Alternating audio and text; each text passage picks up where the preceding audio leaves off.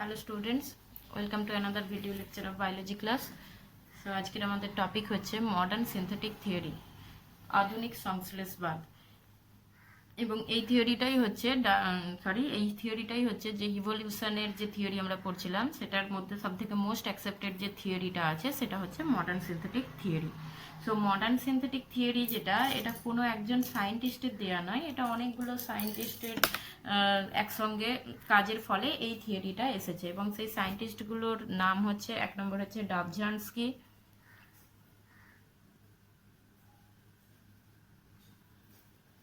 স্টেভিন্স, Haldane, Ernst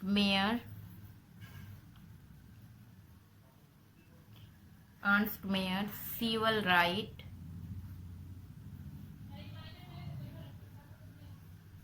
etcetera. So এই সমস্ত সায়েন্টিস্টগুলোর মিলিত কাজের ফল হচ্ছে মডার্ন সিনথেটিক থিওরি।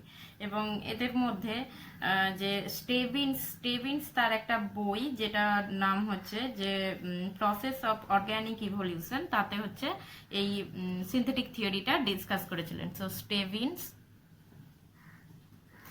এর বইটার নাম হচ্ছে process of organic evolution.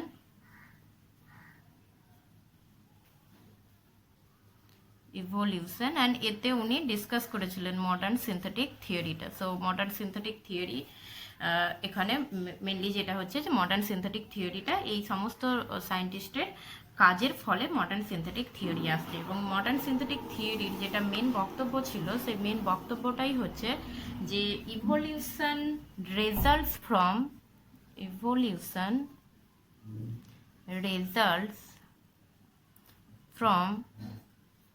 the changes in gene pool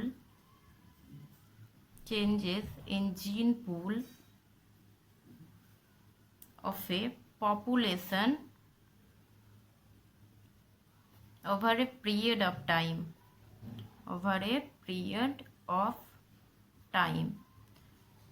এটা হচ্ছে মডার্ন সিনথেটিক থিওরির মেন বক্তব্য। অর্থাৎ মডার্ন সিনথেটিক থিওরি যেটা মেন যে বক্তব্যটা বলে গেছেন সেটা হচ্ছে যে ইভলিউশন মেনলি ঘটে কোনো একটা পপুলেশনের জিন পুল, অনেক বছর সময় ধরে যদি কোনো একটা পপুলেশনের জিন পুল চেঞ্জ হয়ে যায় তাহলে সেখানে ইভলিউশন, সেই পপুলেশনে আমরা বলতে পারি যে সেই পপুলেশনে ইভলিউশন ঘটছে। সো এখানে দুটো টার্ম আমাদেরকে জানতে হবে, একটা হচ্ছে পপুলেশন আর একটা হচ্ছে জিন পুল। সো পপুলেশন অ্যান্ড জিন পুল বলতে কি বোঝাচ্ছে না, জিন পুল বলতে, সরি এখানে স্পেলিংটা ভুল হয়েছে, জিন পুল। সো পপুলেশন অ্যান্ড জিন পুল। সো পপুলেশনটা আগে আমি বলি। সো পপুলেশন হচ্ছে, সাপোজ এই একটা এরিয়া রয়েছে অ্যান্ড এই এরিয়ার মধ্যে কিছু ইন্ডিভিজুয়াল থাকছে, একই প্রজাতির অন্তর্গত কিছু ইন্ডিভিজুয়াল। আমি একটাই অ্যালফাবেট দিচ্ছি, একটা অ্যালফাবেটের মিনিং হচ্ছে যে এরা সবাই একই প্রজাতির অন্তর্গত ইন্ডিভিজুয়াল। সো এই একটা নির্দিষ্ট এরিয়ায় একই প্রজাতির অন্তর্গত যে ইন্ডিভিজুয়ালগুলো বাস করছে তাদেরকে একত্রিতভাবে আমরা বলবো যে একটা পপুলেশন। তারপরে পপুলেশন হচ্ছে group of individuals living in a particular area, group of individual of same species living in a particular area is called population. So একটা নির্দিষ্ট এরিয়ায় যখন একই প্রজাতির অন্তর্গত জীবেরা বসবাস করে তখন সেই একই প্রজাতির অন্তর্গত ওই জীবের সমষ্টিটাকে বলা হচ্ছে পপুলেশন বলা হচ্ছে। সো এটা তো গেল পপুলেশন। নেক্সট হচ্ছে জিন পুল। এবার জিন পুল কাকে বলবো আমরা? জিন পুল বলতে বলা হচ্ছে sum total of all genes and their alleles in a population constitute gene pool. অর্থাৎ জিন পুল বলতে বলা হচ্ছে একটা পপুলেশনের অন্তর্গত সমস্ত ধরনের জিন এবং সমস্ত ধরনের অ্যালিলের সমষ্টি নিয়ে ওই পপুলেশনের জিন পুল গঠিত হচ্ছে। সাপোজ এখানে যদি আমি একটা এটা এ বলতে আমি হিউম্যানকে বোঝাই, যদি এটা হিউম্যান কোনো পপুলেশন হয় এবং এই হিউম্যান পপুলেশনে সাপোজ এই একটা নির্দিষ্ট এরিয়ায় 200টা হিউম্যান বসবাস করছে, তাহলে এই 200টা হিউম্যানের সমস্ত বৈশিষ্ট্যের জন্য দায়ী সমস্ত জিন এবং তাদের সমস্ত অ্যালিলের সমষ্টিটাকে ওই এলাকার আমরা জিন পুল হিসাবে ধরবো। সো আমি হিউম্যান দিয়ে বললাম, যে কোনো হতে পারে, বা একটা এলিফ্যান্ট পপুলেশন হতে পারে, একটা বার্ডসের পপুলেশন হতে পারে। সো একটা পপুলেশনে সমস্ত ধরনের জিন এবং সমস্ত ধরনের অ্যালিলের সমষ্টিটাকে ওই পপুলেশনের জিন পুল বলা হচ্ছে। এবার এই মডার্ন সিনথেটিক থিওরি কি বলছে, জিন পুলের পরিবর্তন ঘটবে, অর্থাৎ এবং এই জিন পুলের পরিবর্তনটা কি হচ্ছে, একটা 1 বছরে বা 2 বছরে নয়, একটা নির্দিষ্ট সময় অর্থাৎ বছরের পর, অনেক বছর পর যখন জিন পুলের যদি পরিবর্তন ঘটে তাহলে সেটাকে বলবো আমরা ইভলিউশন ঘটেছে, তাহলে সেটাকে আমরা বলবো যে সেখানে সেই পপুলেশনের ইভলিউশন ঘটেছে। সো এটার মেন বক্তব্যটা কি না, যেটা আমরা বলছিলাম যে এটা যদি একটা পপুলেশন হয়, একটা নির্দিষ্ট পপুলেশন রয়েছে, এটা একটা নির্দিষ্ট পপুলেশন রয়েছে এবং এই নির্দিষ্ট পপুলেশনের আমি হয়তো আজকে এর জিন পুলটা অবজার্ভ করলাম। সো এখানে জিন পুল আমি আজকে অবজার্ভ করলাম বা জিন পুল আমি দেখলাম যে এর কী কী জিন রয়েছে, কী কী অ্যালিল রয়েছে, সেটা আমি এক্সপেরিমেন্টাল ওয়েতে এর জিন পুলটা কালেক্ট করলাম। তা এরপর কি হচ্ছে, এই যে ইন্ডিভিজুয়ালগুলো রয়েছে, অর্থাৎ এই পপুলেশনের অন্তর্গত যে ইন্ডিভিজুয়ালগুলো রয়েছে, এই ইন্ডিভিজুয়ালগুলো কি করবে, রিপ্রোডাকশন করবে এবং নেক্সট জেনারেশনের জন্ম দেবে, সেই ইন্ডিভিজুয়ালগুলো আবার নেক্সট জেনারেশন দেবে। সো এইরকম করতে করতে যদি আমি ধরি 100টা জেনারেশন পর, অর্থাৎ 100টা জেনারেশন পর যে ইন্ডিভিজুয়ালগুলো রয়েছে, অর্থাৎ এখানে সেম ইন্ডিভিজুয়াল থাকবে। সো 100টা জেনারেশন পর যে ইন্ডিভিজুয়ালগুলো রয়েছে তাদের জিন পুলটা আমি আবার অবজার্ভ করছি। সো 100টা জেনারেশন পর তাদের জিন পুলটা যদি অবজার্ভ করা হয় তাহলে জিন পুল কিন্তু সেম থাকবে না। অর্থাৎ সেক্ষেত্রে আমরা কি দেখতে পাবো, যে এই যে নতুন 100টা জেনারেশন পর যে পপুলেশনটা এসেছে, এই পপুলেশনে কিছু নিউ জিন অ্যাড হয়েছে, নিউ জিন অ্যাড, অর্থাৎ নিউ জিন অ্যাড বলতে যেটা এই পপুলেশনে যে জিনটা আমি দেখতে পাইনি বা অ্যালিলটা দেখতে পাইনি সেটা এখন আমি এখানে দেখতে পাচ্ছি, অর্থাৎ কিছু নিউ জিন অ্যাড হয়েছে। বা এরকম ধরনের হতে পারে যে এই পপুলেশন থেকে কিছু, অর্থাৎ আগে কিছু অ্যালিল বা জিন আমি দেখতে পেয়েছিলাম ছিল, এখন সেই জিন বা অ্যালিলগুলো পপুলেশনে নেই, তার মানে সেই জিনটা কি হয়ে গেছে, কিছু জিন লস্ট হয়ে যাচ্ছে। সো এটা হতে পারে, অর্থাৎ কিছু নিউ জিন অ্যাড হচ্ছে। নিউ জিন অ্যাড মিনস যেটা 100 জেনারেশন আগে পপুলেশনে আমি যে জিন পুলটা কালেক্ট করেছিলাম সেখানে এমন কিছু জিন ছিল না যেটা 100 জেনারেশন পরে দেখতে পাচ্ছি। তার মানে আমি কি বলতে পারি যে এটা হচ্ছে তার প্যারেন্টাল পপুলেশন। সো প্যারেন্টাল পপুলেশনে যে জিনটা ছিল না, এরকম কিছু নতুন জিন কিছু আমি দেখতে পাচ্ছি, জিন বা অ্যালিল দেখতে পাচ্ছি, তার মানে এখানে নতুন কিছু জিন অ্যাড হয়েছে। বা হতে পারে যে প্যারেন্টাল পপুলেশনে কিছু জিন বা অ্যালিল ছিল, সেটা এখন নিউ পপুলেশনে সেই জিন বা অ্যালিলটা নেই, তার মানে সেই জিনটা কি হয়ে গেছে, লস্ট হয়ে গেছে। এটা হতে পারে। আর একটা ঘটতে পারে যে কোনো অ্যালিল ফ্রিকোয়েন্সি বা জিন ফ্রিকোয়েন্সি চেঞ্জ হয়ে যেতে পারে। সো জিন frequency or allele frequency change হয়ে যেতে পারে, অ্যালিল ফ্রিকোয়েন্সি চেঞ্জ হতে পারে। সো এখানে জিন ফ্রিকোয়েন্সি বা অ্যালিল ফ্রিকোয়েন্সি চেঞ্জ হয়ে যাওয়া মানে কি না, এখানে আচ্ছা অ্যালিল ফ্রিকোয়েন্সিটা আমি একটু পরে আসছি, আচ্ছা বলেই দিচ্ছি। সো অ্যালিল ফ্রিকোয়েন্সি বা জিন ফ্রিকোয়েন্সি মানেটা কি, মানে হচ্ছে যে সাপোজ ধরো একটা হচ্ছে একটা ক্যারেক্টার বলি। সো একটা ক্যারেক্টার আই কালার ধরে নিচ্ছি। সো একটা ক্যারেক্টার হচ্ছে আই কালার, হিউম্যান পপুলেশনের ক্ষেত্রে যদি আমি বলি একটা ক্যারেক্টার হচ্ছে আই কালার। সো এই আই কালারের জন্য দায়ী একটা হচ্ছে ব্রাউন আই কালার ধরি, অ্যান্ড একটা হচ্ছে black eye colour. So black eye colour, so black eye কালারের জন্য দায়ী অ্যালিল হচ্ছে বি, অ্যান্ড ব্রাউন আই কালারের জন্য দায়ী অ্যালিল হচ্ছে স্মল বি। এবার আমরা নর্মালি জানি যে একটা ডিপ্লয়েড অর্গানিজমের ক্ষেত্রে অ্যালিল কটা থাকে, ডিপ্লয়েড অর্গানিজমের ক্ষেত্রে কোনো একটা ক্যারেক্টারের জন্য 2টো করে অ্যালিল থাকে। সো ডিপ্লয়েড অর্গানিজমের ক্ষেত্রে সিঙ্গেল ক্যারেক্টারের জন্য কি থাকবে, 2টো করে অ্যালিল থাকে। ডিপ্লয়েডের ক্ষেত্রে 2টো করে অ্যালিল থাকবে। তাহলে সেক্ষেত্রে আমি যদি এইখানে কোনো একটা পপুলেশনে যদি আমি ধরে নিই যে 100টা ইন্ডিভিজুয়াল রয়েছে, কোনো একটা পপুলেশনে 100টা ইন্ডিভিজুয়াল রয়েছে, তাহলে 100টা ইন্ডিভিজুয়ালের একটা সিঙ্গেল ক্যারেক্টারের জন্য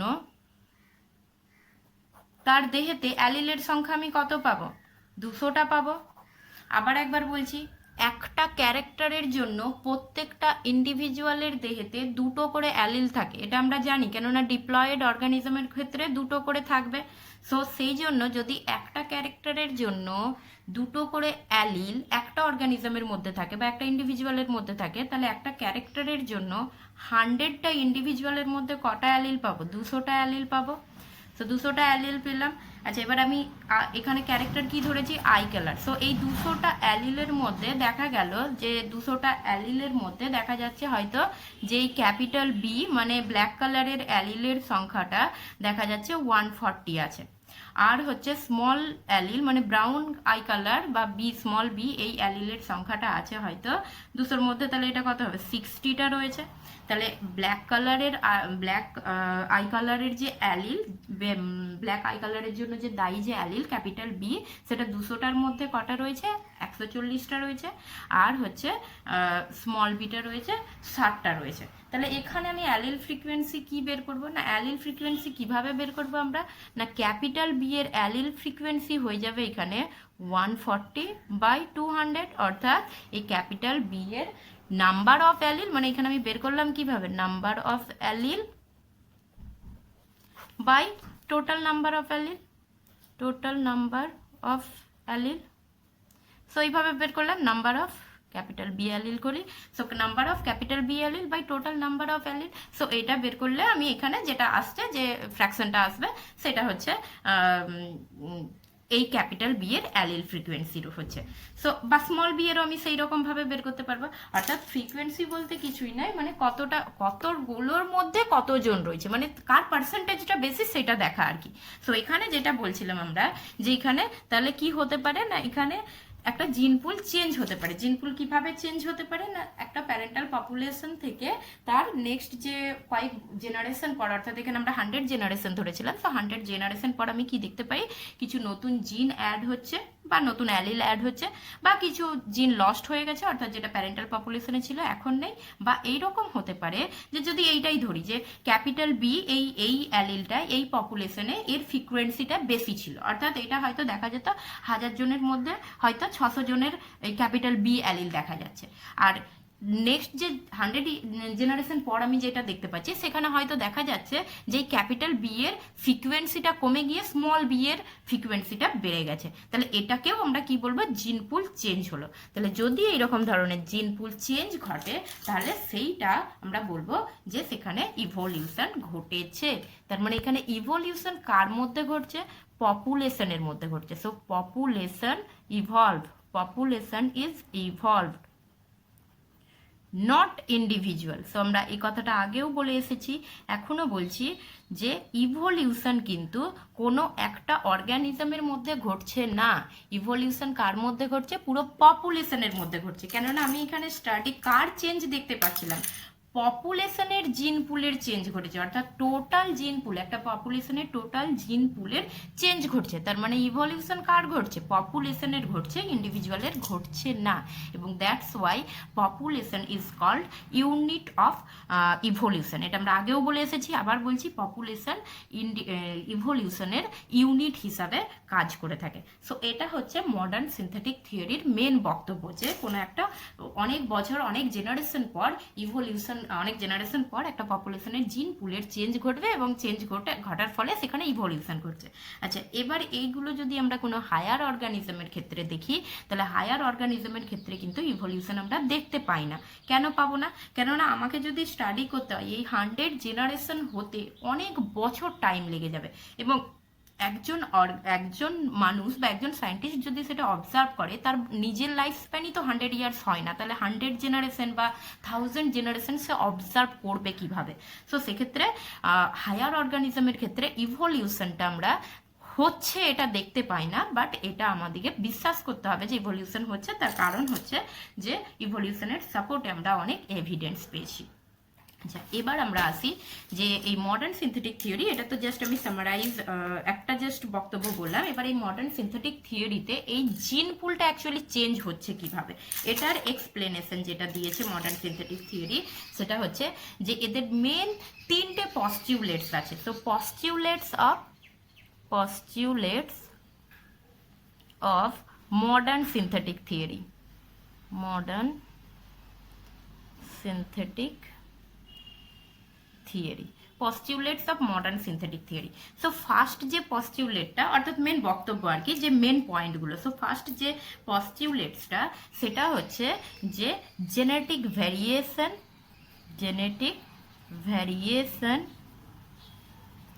ইন পপুলেশন। প্রথমেই বললাম যে মডার্ন সিনথেটিক থিওরির মতে যে জিন পুলের, পপুলেশনের জিন পুল চেঞ্জ হলে সেখানে ইভলিউশন ঘটছে। এবার মেন কোয়েশ্চেন হচ্ছে পপুলেশনের জিন পুলটা চেঞ্জ হবে কি করে। এই যে আমরা বললাম নতুন জিন অ্যাড হচ্ছে বা নতুন অ্যালিল অ্যাড হচ্ছে বা কিছু অ্যালিল হারিয়ে যাচ্ছে, থাকছে না, বা অ্যালিলের ফ্রিকোয়েন্সি চেঞ্জ হয়ে যাচ্ছে। কোনো একটা অ্যালিল আগে বেশি ছিল, সংখ্যাটা বেশি ছিল, এখন সেটার সংখ্যা কমে গেল, দিয়ে অন্য কোনো অ্যালিলের সংখ্যা বেড়ে গেল, অর্থাৎ এই যে অ্যালিল ফ্রিকোয়েন্সি চেঞ্জ হচ্ছে, এগুলো কিভাবে আসছে। সো তার প্রথম রিজন হিসাবে যেটা বলা হচ্ছে সেটা হচ্ছে জেনেটিক ভ্যারিয়েশন ইন পপুলেশন। অর্থাৎ পপুলেশনে যদি আমরা দেখি তাহলে পপুলেশনে কোনো একটা ইন্ডিভিজুয়াল অপর ইন্ডিভিজুয়ালের মতো হুবহু একই হয় না। অর্থাৎ পপুলেশনে আমরা একটা ইন্ডিভিজুয়ালের সঙ্গে অপর ইন্ডিভিজুয়ালের কিছু ডিফারেন্স তো আমরা দেখতেই পাই, এবং এই যে ডিফারেন্সটা দেখতে পাই এটাকেই আমরা কি বলি, ভ্যারিয়েশন বলি, এবং এই ভ্যারিয়েশনটাই মেনলি ইভলিউশনের জন্য দায়ী। এবং এই যে ভ্যারিয়েশনটা কিন্তু ইভলিউশনের জন্য দায়ী, এই কথাটা কিন্তু সবাই বলে এসেছে, সেটা ল্যামার্ক থেকে শুরু করে হুগো দ্য ভ্রিস পর্যন্ত প্রত্যেকেই বলে এসেছে। এবং ভ্যারিয়েশনের ব্যাপারটা সর্বপ্রথম ভালোভাবে যিনি উল্লেখ করেছিলেন তিনি হচ্ছেন ডারউইন, আমরা জানি। কিন্তু ডারউইন যে ভ্যারিয়েশনের কথা বলেছিলেন সেটা জেনেটিক ভ্যারিয়েশনের কথা উনি বলেননি, ওনার জেনেটিক নলেজ ছিল না, উনি জাস্ট ভ্যারিয়েশন বলে গেছেন। এবং ভ্যারিয়েশনের যে সোর্স, সে ভ্যারিয়েশনের সোর্স কিন্তু ডারউইন উল্লেখ করে যেতে পারেনি, সেটা আমরা পড়ে এসেছি। এবং ভ্যারিয়েশনের সোর্স হিসাবে সর্বপ্রথম যিনি ভ্যারিয়েশনের সোর্স খুঁজে পেয়েছিলেন তিনি হচ্ছেন হুগো দ্য ভ্রিস, এবং উনি কি বলেছিলেন, ভ্যারিয়েশনের সোর্স হচ্ছে মিউটেশনকে উনি one and only source of genetic variation বলে গেছেন। বাট মডার্ন সিনথেটিক থিওরিতে যেটা বলা হচ্ছে যে এটা মেনে নেওয়া হয়েছে যে হ্যাঁ, ইভলিউশন ঘটতে গেলে জেনেটিক ভ্যারিয়েশন বা জিনগত যে প্রকরণ যেটাকে বলছি আমরা, সেটা মাস্ট লাগবেই। অর্থাৎ জেনেটিক ভ্যারিয়েশন, এটাকে আমরা র মেটেরিয়াল বলতে পারি। জেনেটিক ভ্যারিয়েশন ইজ দ্য র মেটেরিয়াল অফ ইভলিউশন। অর্থাৎ ইভলিউশন হতে গেলে জেনেটিক ভ্যারিয়েশন মাস্ট। এবং এই জেনেটিক ভ্যারিয়েশনের সোর্স হিসাবে যেটা বলা হয়েছে মডার্ন সিনথেটিক থিওরিতে, সেটা হচ্ছে যে মিউটেশন তো একটা সোর্স রয়েছে যেটা হুগো দ্য ভ্রিস বলেছিলেন, এবং তার সঙ্গে আরও কয়েকটা সোর্সের কথা বলা হচ্ছে। সেটা হচ্ছে, এক নম্বর হচ্ছে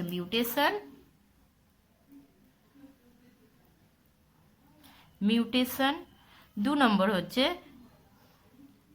জিন মাইগ্রেশন और জিন ফ্লো বলা হচ্ছে, জিন মাইগ্রেশন और জিন ফ্লো। 3 নম্বর হচ্ছে জিন রিকম্বিনেশন।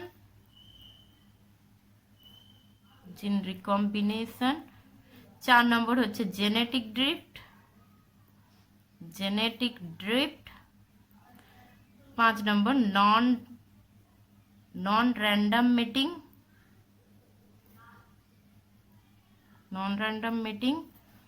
অ্যান্ড নেক্সট হচ্ছে হাইব্রিডাইজেশন।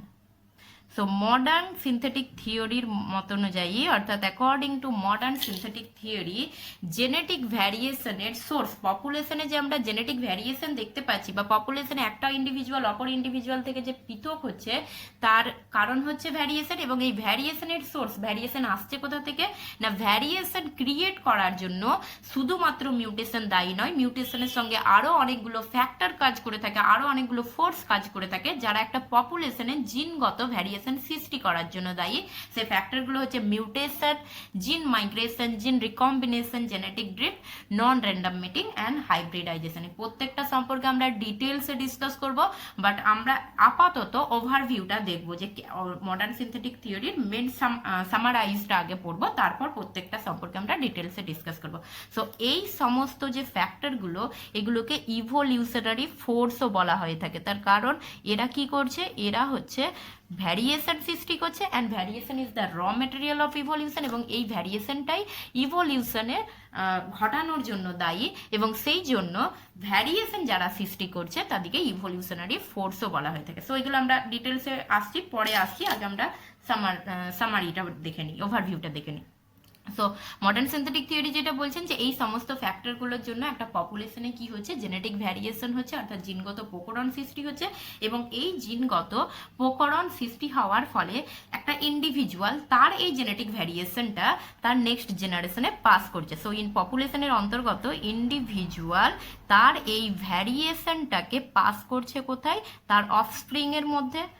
সো অফস্প্রিংয়ের মধ্যে পাস করছে, মিনস নেক্সট জেনারেশন, অ্যান্ড এখান থেকে আগেন নেক্সট জেনারেশনে পাস হচ্ছে, তার অফস্প্রিংয়ের মধ্যে পাস্ট হচ্ছে। তাহলে এই ভ্যারিয়েশনগুলো এরপর মানে ইন্ডিভিজুয়ালের অ্যাকচুয়ালি পপুলেশনে, তাহলে ইন্ডিভিজুয়ালের ভূমিকাটা হচ্ছে ইন্ডিভিজুয়াল রিপ্রোডাকশনের মাধ্যমে যে অফস্প্রিং তৈরি করবে, সেই অফস্প্রিংয়ে তার যে ভ্যারিয়েশনগুলো, জেনেটিক ভ্যারিয়েশনগুলো আছে সেগুলোকে পাস করবে। সো ইন্ডিভিজুয়ালের এখানে মেন রোলটা হচ্ছে to pass on their variation into their offspring, এবং এই যে ভ্যারিয়েশনগুলো, এই জেনেটিক ভ্যারিয়েশনগুলো অ্যাকুমুলেট হচ্ছে, জেনেটিক ভ্যারিয়েশন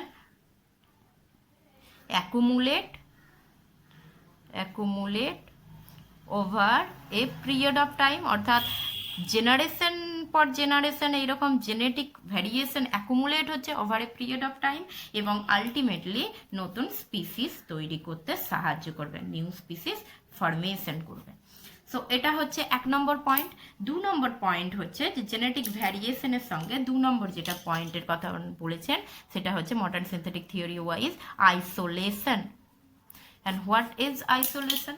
Isolation বলতে যেটা বোঝানো হচ্ছে, isolation হচ্ছে যে prevention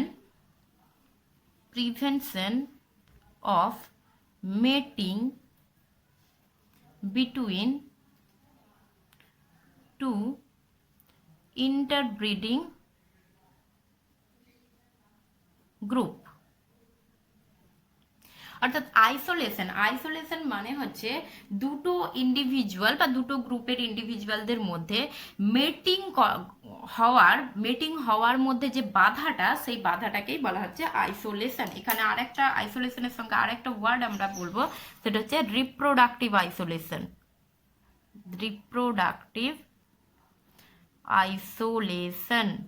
আর এই রিপ্রোডাক্টিভ আইসোলেশন মানে কি? রিপ্রোডাক্টিভ আইসোলেশন মানে হচ্ছে যে prevention of mating between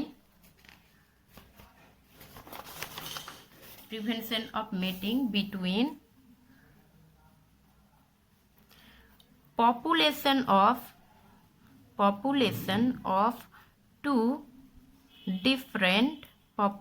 of two different species।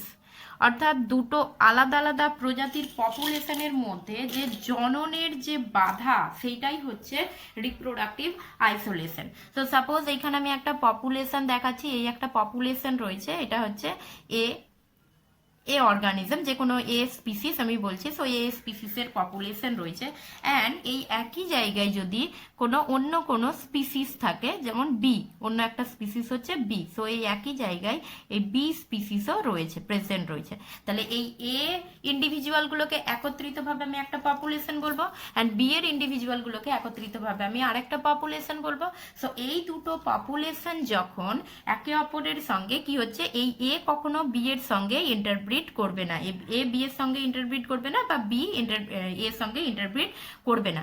So B সবসময় বি এর সঙ্গে ইন্টারব্রিড মেট করছে, আর এ সবসময় এ এর সঙ্গে মেট করবে, এ সবসময় কি হচ্ছে, এ এর সঙ্গে মেট করবে। এটাই হচ্ছে ন্যাচারাল একটা নিয়ম, আমরা এটা দেখতে পাচ্ছি। এবং এর ফলে কি হচ্ছে, যে এই যে এরা মেটিং করছে না, মেটিং না করার এদের কারণ হচ্ছে এদের মধ্যে কিছু মেকানিজম থাকে, কিছু আইসোলেটিং কিছু মেকানিজম থাকে, যার দ্বারা এরা একে অপরের থেকে মেটিং করতে বিরত থাকে। কি ধরনের সেগুলো? সেগুলো হতে পারে এদের হচ্ছে কম্প্যাটিবল হয় না, এদের সিজন সিজন যেটা মেটিংয়ের যে সিজনটা সেটা চেঞ্জ হতে পারে, এদের বিহেভিয়ার হচ্ছে ডিফারেন্স থাকতে পারে। সো বিভিন্ন পোস্ট মেটিং কিছু, পোস্ট জাইগোটিক কিছু, প্রি জাইগোটিক কিছু, প্রি মেটিং কিছু বাধা থাকে, ব্যারিয়ার থাকে, আর কিছু পোস্ট মেটিং বাধা থাকে। অর্থাৎ যদি এরা রিপ্রোডাকশন করেও নেয়, মেট যদি করেও নেয়, তাহলে এদের যে জাইগোটটা তৈরি হবে সেই জাইগোটটা কিন্তু ভায়াবল হবে না, জাইগোটটা মারা যাবে। সো এক্ষেত্রে এই যে এই রিপ্রোডাক্টিভ আইসোলেশন, এই রিপ্রোডাক্টিভ আইসোলেশনের ফলে কি ঘটনা ঘটছে, কি হেল্প হচ্ছে না, রিপ্রোডাক্টিভ আইসোলেশন হওয়ার ফলে একটা প্রজাতির জীব অপর প্রজাতির জীবের সঙ্গে কি করতে পারছে না, মেট করতে পারছে না, এবং তার ফলে আলাদা আলাদা প্রজাতি আমরা দেখতে পাচ্ছি। অর্থাৎ এই বি একটা আলাদা প্রজাতি, এর প্রজাতির বিশুদ্ধতা বজায় থাকছে, আর এ একটা আলাদা প্রজাতি, এর বিশুদ্ধতাটা বজায় থাকছে। এবং একইভাবে এই যদি এইরকম ধরনের দেখায় যে এখানে যে এ পপুলেশনটা ছিল, এই এ পপুলেশন থেকে কিছু সদস্য অন্য কোথাও চলে গেল, সো এই ইন্ডিভিজুয়ালগুলো অন্য কোথায় চলে গেল, এবং অন্য কোথায় যাওয়ার ফলে এই এমন একটা জায়গায় চলে গেল যেখান থেকে এরা আর এই জায়গায় আসছে না, অর্থাৎ সম্পূর্ণ পৃথক হয়ে গেছে। অর্থাৎ আগের জায়গা থেকে এরা সম্পূর্ণভাবে পৃথক হয়ে যাচ্ছে। তাহলে সম্পূর্ণভাবে পৃথক হয়ে যাওয়ার ফলে এটাকে কি বলছি আমরা, জিওগ্রাফিক্যাল ব্যারিয়ার বলছি। সো এটা হচ্ছে জিওগ্রাফিক্যাল একটা ব্যারিয়ার তৈরি হয়ে গেছে।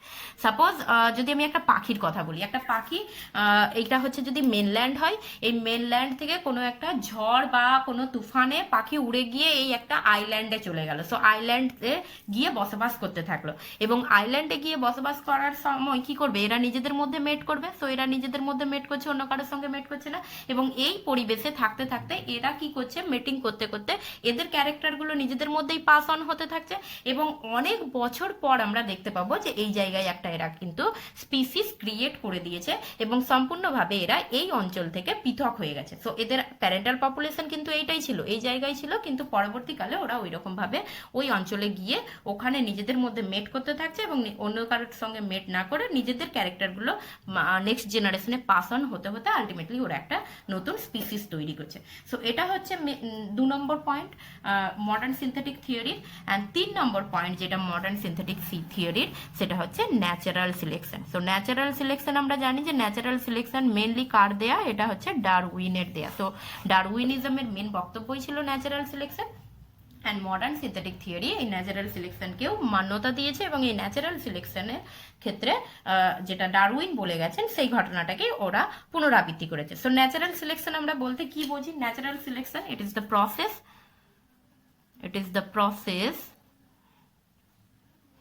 by which organisms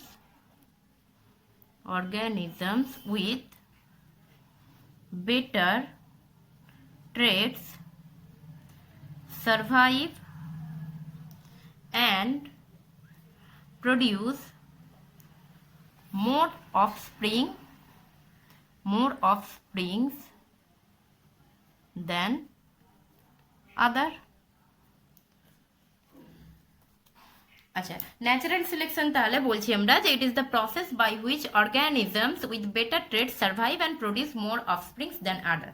অর্থাৎ একটা এনভায়রনমেন্টে থাকাকালীন একটা পপুলেশনের অন্তর্গত কিছু অর্গানিজম বা কিছু ইন্ডিভিজুয়ালের মধ্যে এমন কিছু বৈশিষ্ট্য রয়েছে যেই বৈশিষ্ট্যগুলো তাকে ওই এনভায়রনমেন্টে সার্ভাইভ করার জন্য ফেভারেবল, ওই বৈশিষ্ট্যগুলো ফেভারেবল। সো ওই বৈশিষ্ট্যগুলো থাকার জন্য সে কি করবে, ওই এনভায়রনমেন্টে সে বেশি পরিমাণে অফস্প্রিং তৈরি করতে পারবে, এবং যে ইন্ডিভিজুয়ালগুলোর মধ্যে ওই বৈশিষ্ট্য থাকবে না সেই ইন্ডিভিজুয়ালগুলোর অফস্প্রিং তৈরি করার ক্ষমতা বা অফস্প্রিং তারা কম তৈরি করবে, তার কারণ ওই এনভায়রনমেন্টে তার ফেভারেবল নয়, বা ওই এনভায়রনমেন্টে থাকার জন্য যে ট্রেটসগুলো বা যে বৈশিষ্ট্যগুলো দরকার সেই ভ্যারিয়েশন তার মধ্যে নেই, তার মধ্যে প্রেজেন্ট নেই, এবং সেই জন্য তাকে প্রতিনিয়ত ওই এনভায়রনমেন্টে কি করতে হচ্ছে, স্ট্রাগল করতে হচ্ছে, এবং স্ট্রাগল ফর এক্সিস্টেন্সে সেই জিতবে যার মধ্যে বেটার ভ্যারিয়েশন রয়েছে, বেটার ট্রেটস রয়েছে। সো যাদের মধ্যে বেটার ট্রেটস রয়েছে তারা কি করছে, তারা ইজিলি ওই এনভায়রনমেন্টে টিকে যেতে পারছে, সার্ভাইভ করছে, এবং সার্ভাইভ করা মানে কি, অ্যাকচুয়ালি তাদের মধ্যে ফুড অ্যাভেলেবেল থাকছে, তারা ফুড পাচ্ছে, শেল্টার পাচ্ছে, অ্যান্ড আলটিমেটলি ফুড আর শেল্টার পাওয়ার পর আলটিমেট ডেস্টিনেশন হচ্ছে আমরা বলেইছিলাম প্রথমে যে একটা অর্গানিজমের মেন উদ্দেশ্য হচ্ছে successful feeding and breeding. So সে যখনই সাকসেসফুলি ফিড করছে বা শেল্টার পাচ্ছে, তার মানে এর ফলে কি হবে, সে মোর অ্যান্ড মোর অফস্প্রিং তৈরি করবে।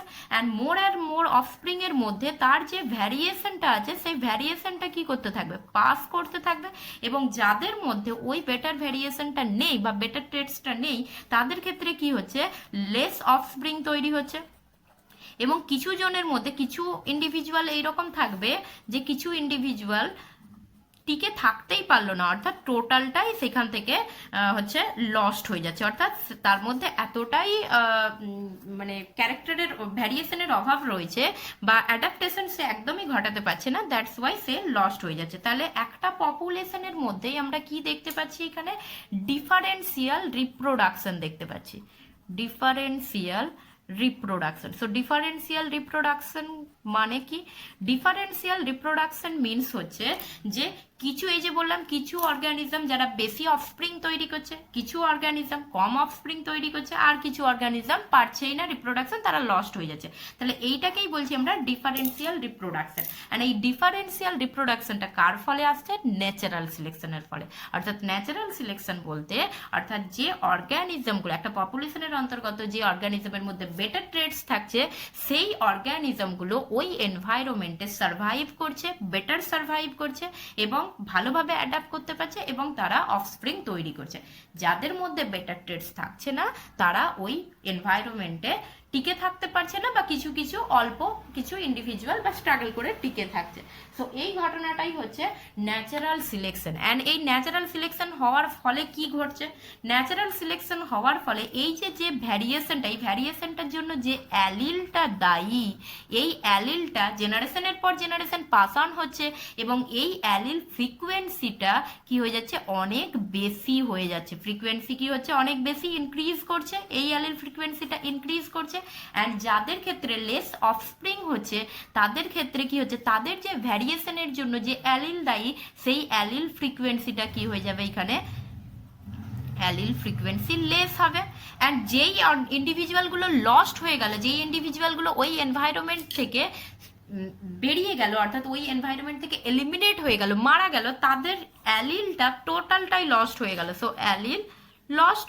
তাহলে আলটিমেটলি কয়েক জেনারেশন পর আমরা কি দেখতে পাবো, আলটিমেটলি কয়েক জেনারেশন পর আমরা দেখতে পাবো যে প্যারেন্টাল জেনারেশনের কিছু অ্যালিল লস্ট হয়ে গেছে, কিছু অ্যালিল ফ্রিকোয়েন্সি বেরিয়ে গেছে, অ্যান্ড আগেন কিছু অ্যালিল নিউ কিছু অ্যালিল অ্যাড হতে পারে, ভ্যারিয়েশনের ফলে নতুন কিছু অ্যালিল অ্যাড হতে পারে। ব্যাস এটাই তো হচ্ছে মডার্ন সিনথেটিক থিওরি বলেছে যে over a period of time জিন পুল চেঞ্জ হয়ে যাবে। ব্যাস জিন পুল চেঞ্জ হওয়া মানে সেই পপুলেশনে ইভলিউশন ঘটছে এবং সেই জিন পুল চেঞ্জ করার জন্য জেনেটিক ভ্যারিয়েশন দায়ী and as well as natural selection দায়ী। সো এই পুরো ব্যাপারটা হচ্ছে একটা summarize form of modern synthetic theory. And next দিন যেটা আমরা পড়বো সেটা হচ্ছে যে মডার্ন সিনথেটিক থিওরির ক্ষেত্রে এই যে আমরা যে জেনেটিক ভ্যারিয়েশনের যে সোর্সগুলো বলে এসেছি, সেই সোর্সগুলো আমরা প্রত্যেকটা ডিটেলসে ডিসকাস করবো, যে এই সোর্সগুলো কীভাবে জেনেটিক ভ্যারিয়েশন সৃষ্টি করছে সেটা আমরা ডিটেলসে ডিসকাস করবো।